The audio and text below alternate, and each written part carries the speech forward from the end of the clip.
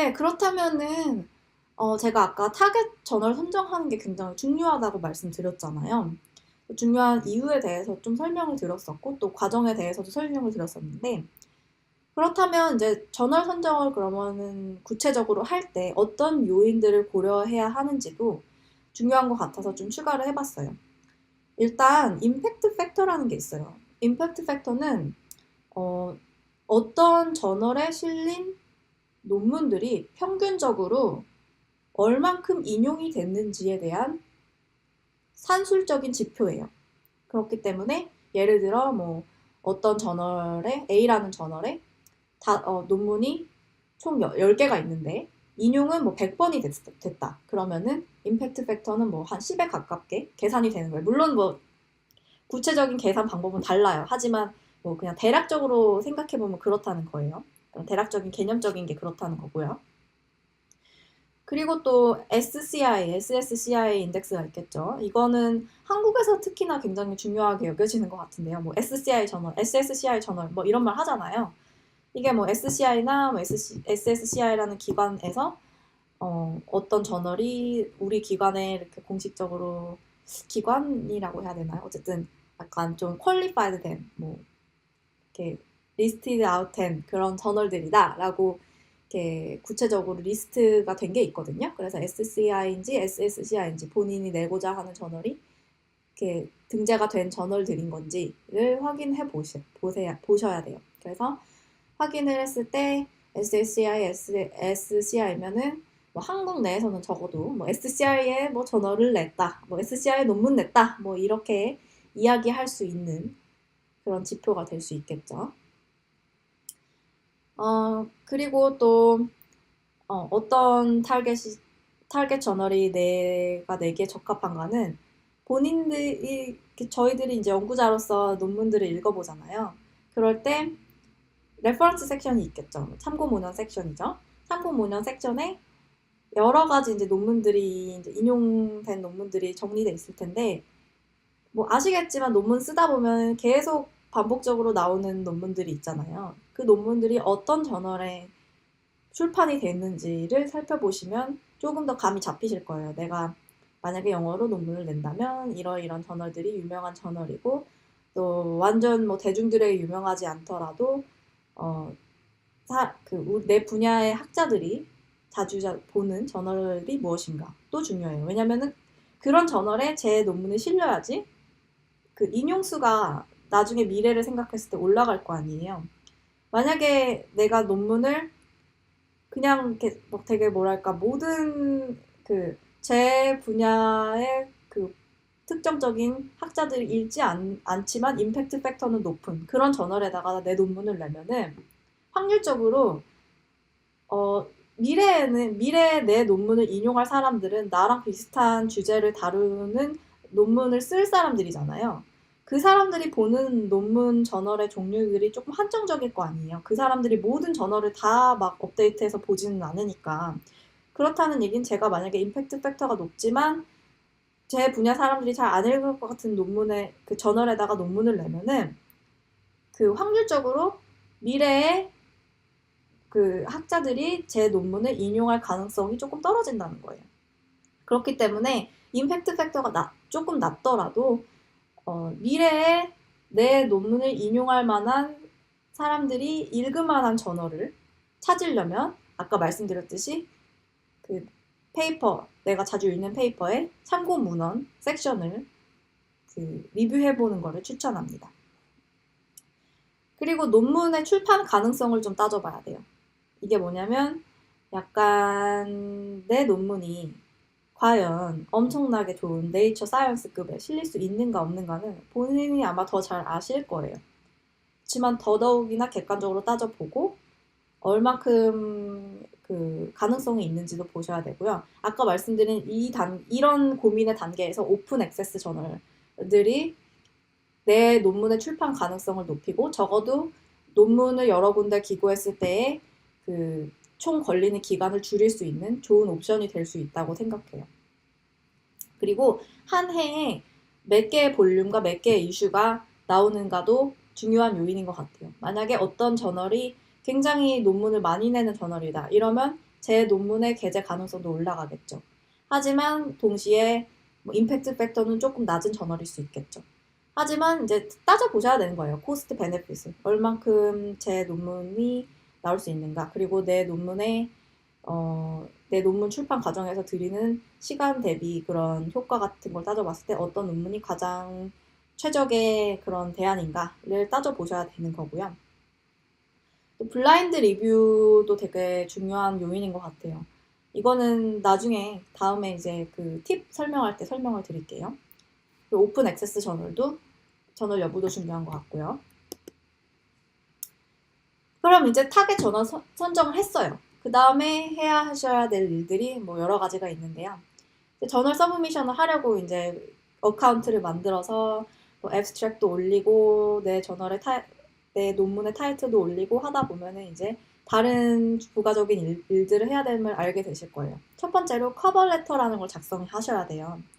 이 커버레터는 내 연구에 대한 요약적인 그런 설명을 담으셔야 되고요. 또 왜 우리 연구가 중요하고 또 귀하의 저널에 출판되어야 하는지를 설명해야 돼요. 그리고 중요한 게 다른 저널에 내가 똑같은 원고를 기고하지 않았음을 명시해야 되고요. 또 사인, 뭐 주소, 내 지도 교수님, 뭐 대표 저자의 사인, 그리고 뭐 연락처 정보 이런 것들을 커버레터에 담으시면 됩니다. 커버레터가 꼭 필요하지 않은 저널도 있어요. 요즘 최근에 시작된 저널의 경우에는 커버레터가 없는 경우도 있습니다. 그 다음에 또 많은 경우에 잠재적인 리뷰어가 될 수 있는 사람들의 후보 리스트를 저희가 직접 제안해야 돼요. 이 과정은 굉장히 뭐 까다롭고 사실 전략적인 그런 과정을 요하는데 이 부분도 팁 부분에서 나중에 추후에 어떻게 해야 되는지에 대해서 제가 그냥 약간 그 임플리시트하게 얻은 그런 정보 같은 거를 좀 공유를 드릴게요. 그 다음에 기타 저널에서 요구하는 사항들을 충족해야 되는데요. 뭐 키워드 같은 거, 제 논문의 키워드 같은 거 이런 거 뭐 그 저널에서 요구하는 사항에 맞게 해야 되고 뭐 러닝 헤드 같은 거, 뭐 아주 짧은 뭐 50자 이하의 내 논문 뭐 타이틀과 비슷한 그런 요약 단어 같은 거를 또 제시해야 되는 경우도 있고요. 또 데이터 쉐어링을 할 건지 말 건지에 대한 그런 동의 여부를 물어보는데 뭐 할 거다 말 거다 이렇게 선택해야 되는 경우도 있습니다. 이런 과정을 거치고 나면 이제 최종적으로 드디어 제 논문을 서브밋하게 되는 거죠. 자, 그러면 이렇게 여러 가지 과정을 거치고 최종적으로 이제 논문을 제출하면요. 한 2, 3개월 내에 결과가 나와요. 결과는 억셉이 되거나 아무런 수정 없이 바로 억셉되는 경우도 아주 드물지만 있겠죠. 그리고 그냥 조금 마이너한 포인트 수정하고 억셉을 하겠다 이렇게 나오는 경우도 있는데 이 두 가지 케이스의 확률은 낮은 것 같아요. 많은 확률로는 수정 후 재심사가 나와요. 수정 후 재심인데 이거는 네 논문을 리뷰해 봤더니 리뷰어들이 많은 문제점들을 제기했어. 그래서 그 문제점들을 잘 해결하면 다시 심사해 볼게. 그래서 다시 심사해서 만약에 논문의 질이 많이 올라가고 리뷰어가 제기한 문제점 같은 게 많이 해결됐으면 그러면 그때 억셉을 할지 말지 고민해 볼게. 이 정도로 이해를 하시면 되는 결과예요. 근데 이렇게 수정 후 재심까지 나오면 게재를 할 수 있는 가능성이 그래도 많이 올라갔다고 이해하시면 돼요. 이거 수정 후 재심 나왔다고 좌절할 거 아니고요. 아까 제 경험 이야기 보셨잖아요. 수정 후 재심이라는 게 나오면 그래도 확률이 많이 올라가는 거고요. 그렇지 않으면 그냥 아예 떨어뜨려요. 너 우리 재심할 할 가치도 없어. 그냥 다른데 내 이런 식으로 컴플릿 리젝션이 나오니까 만약 좋은데 냈을수록 아마 그럴 가능성은 높겠죠. 그렇게 나오니까 이제 수정 후 재심이 뜨면은 하셔야 될 게 리스폰스 레터라는 한글로 하면 답변서라는 걸 작성하셔야 돼요. 리스폰스 레터는 수정 후 재제출하라고 이렇게 나왔을 때 쓰는 편지 같은 그런 글인데요. 리뷰어들이 많은 문제점을 제기를 했을 거 아니에요. 제 논문에 대해서. 그럼 그 문제점들을 하나하나 이렇게 카피 앤 페이스트를 해서 나눠가지고 뭐 포인트 1에 대해서는 뭐 우리는 이렇게 생각합니다. 포인트 2에 대해서 우리는 이렇게 생각합니다. 이런 식으로 이렇게 구체적으로 우리가 왜 논문을 다시 고쳤는지 그리고 어떻게 리뷰어들이 제기한 문제점을 해결했는지 뭐 이런 것들을 막 쓰는 거예요. 여기서 중요한 건 굉장히 공손한 태도로 편지를 쓰셔야 합니다. 약간 저의 미천한 논문을 읽어주셔서 성은이 만극하옵니다. 우리가 최선의 노력을 다해서 당신들의 그 요구를 충족시켜가지고 하면은 제발 다시 한번 어여삐 봐주시어 우리 논문을 억셉해주세요. 이런 공손한 태도로 편지를 쓰시면 그래도 리뷰어의 마음을 상하게 하지는 않기 때문에 게재의 가능성은 높아지는 지름길이 되겠죠. 리뷰어가 제시한 비판 지점들을 반박 혹은 인정해야 되고요. 반박을 할 때도 굉장히 공손한 태도로 하셔야 됩니다. 그리고 수정하라고 하는 부분들에 대해서도 수정을 해주시고 또 때로는 재분석을 해야 되거나 새로 실험까지 해야 되는 경우도 있어요. 리뷰어들이 어떤 문제점을 제기했느냐에 따라서. 근데 이것도 이제 코스트 앤 베네핏이 있기 때문에 재분석할 정도까지 됐을 때 내가 그냥 재분석 안 하고 아예 그냥 철회하고 다른 저널의 논문을 낼지 아니면은 그래도 재분석해갖고 이 저널의 논문을 내는 것이 그래도 이익이다 이렇게 판단되면은 계속 가셔서 저합본서 작성하셔서 내는 거고요. 그러니까 내가 어떤 저널의 논문을 냈는지도 이런 것들을 따져보는 데 중요하겠죠. 그래서 이제 답변 전략 같은 거를 좀 생각해 보신다면 리스폰스 레터를 작성하실 때 이제 리뷰어들이 문제점 제기하는 게 대부분 이런 거예요. 너는 가설에 A라는 게 B를 좀 유발한다는 것처럼 주장을 해놨는데 혹시 C라는 게 B를 유발하는 건 아니냐? 라고 그렇게 주장을 하는 경우가 있어요. 뭐 굉장히 과학적인 논문의 가설에서 충분히 주장할 수 있는 그런 문제점 포인트죠. 그러면 저 같은 경우에는 C가 B를 유발하는 게 아니라는 그런 연구들을 찾아서 인용하고 그런 것들을 정리해서 이 포인트는 뭐 선행 연구를 통해서 반박된 포인트다 이렇게 주장을 제시를 하고요. 아니면 C가 B를 유발하는 게 아니라는 내용이 저희 데이터를 통해서 분석될 수 있는 거라면 분석 결과를 직접 그래프나 아니면 뭐 통계 수치를 통해서 제시를 합니다. 그리고 두 번째 포인트로는 뭐 A라는 요인을 측정할 때 B라는 다른 요인의 영향을 통제하지 못하는 것 아니냐 뭐 이런 방법론적인 문제를 제기하는 경우가 있는데요. 방법론적으로 문제가 없었다는 그런 반박을 함과 동시에 B라는 요인의 영향 자체가 미미하다는 선행 연구를 결과를 제시해서 이제 인용을 해서 반박을 하시고요. B라는 요인을 통제한 경우에도 또 결과가 동일하다는 분석 결과가 데이터상에서 있으면 꼭 제시를 하셔야 됩니다. 그래야 훨씬 더 반박의 신빙성이 올라가겠죠. 그리고 데이터 분석한 결과가 만약에 없다 이러면 그냥 한계를 빨리 인정하세요. 그 다음에 그냥 내가 우리가 나도 이런 점이 우리 연구의 한계점이라고 생각한다. 왜냐면 완벽한 연구란 없는 거예요. 그렇기 때문에 리뷰어가 어떤 부분에 대해서 문제 제기를 했다고 하더라도 그럴 수 있어요. 왜냐면 저의 연구가 모든 면을 다 충족하고 모든 면에서 다 완벽할 수는 없는 거니까. 그냥, 맞다. 이 지점은 우리도 미처 좀 통제하지 못한 것 같다. 이렇게 인정하고요. 본문의 한계점 파트, 리미테이션 파트에 그런 부분을, 한계점을 인정하는 부분을 추가하시면 됩니다. 그리고 또 뭐 간접적으로 우리 연구실 논문도 인용 좀 해주고 내용도 추가해줘 이렇게 좀 간접적으로 대놓고 요구하는 경우가 있어요.